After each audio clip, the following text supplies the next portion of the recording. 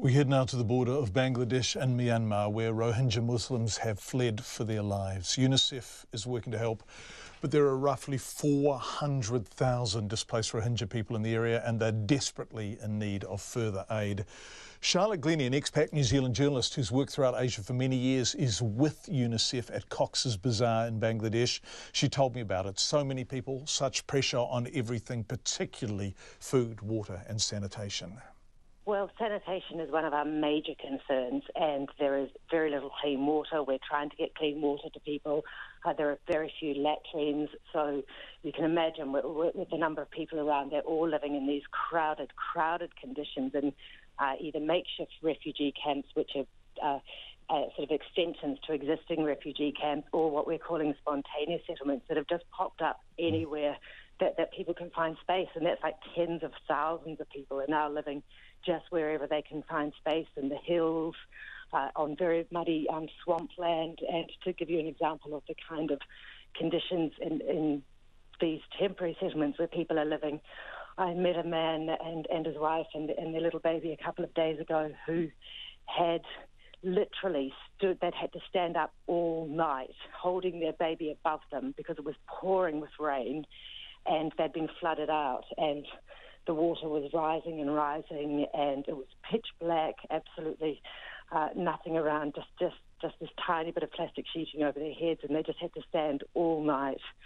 to keep themselves alive. And I met them the next morning. They were sitting by the side of the road. They'd left the settlement that they'd been staying in for a few days. They were going to try and find somewhere else, but can you imagine how they would feel, how terrified they would have been during the night? The mother said that she'd cried all night while holding up her baby. The mother couldn't even swim, and there was literally water all around and a river just beside them. So, I mean, that's the kind of conditions that people are living in terms of shelter. But as you say, in terms of sanitation, things are terrible.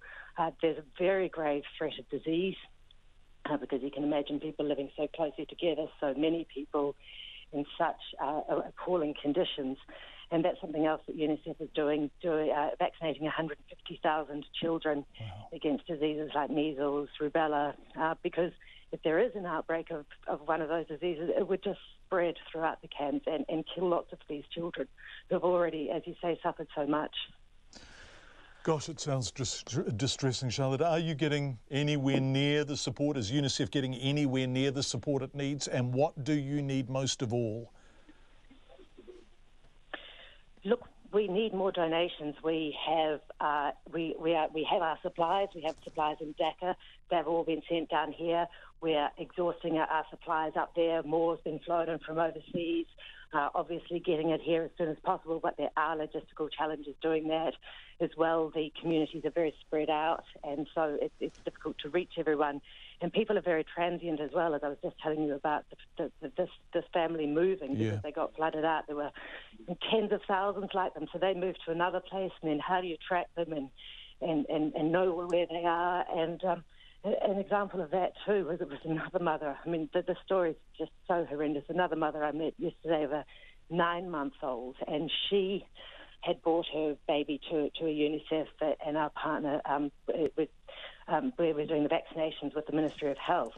She'd brought her little 9-month-old baby in to get a measles vaccination, which was great. But the baby, it was quite clear as soon as you looked at the baby that there were far more urgent needs than that, and the baby was severely malnourished.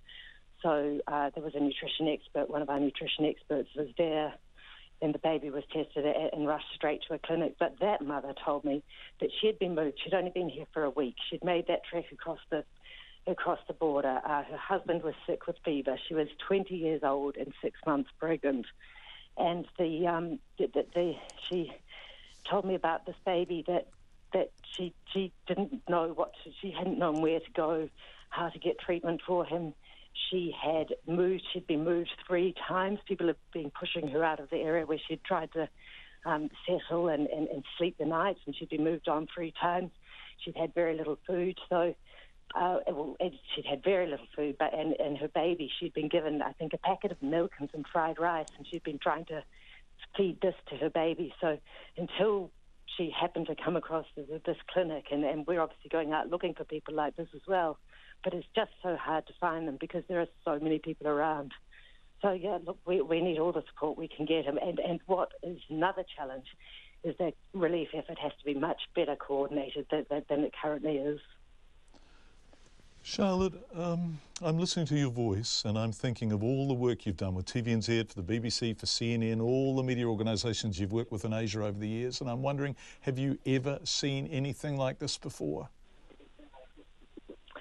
Look, John, I haven't. It's an interesting question because you're exactly right. I have seen some distressing, many distressing things in my career, and I've seen, the tsunami in 2004 was of course one of them. But the thing about this is that people are still alive. There is still hope, but they need to be helped. And seeing the number of children, they're at their most desperate point. They've suffered so much. They've suffered so much trauma. They've had this terrible journey. They've got none of the absolute basics that human beings need to survive. And I've never seen anything on this scale in terms of living people just pouring in and just desperately trying to survive in what are unimaginable conditions. Unimaginable. Charlotte Glennie, who's there with Unicef, Cox's Bazar, just across the border into Bangladesh.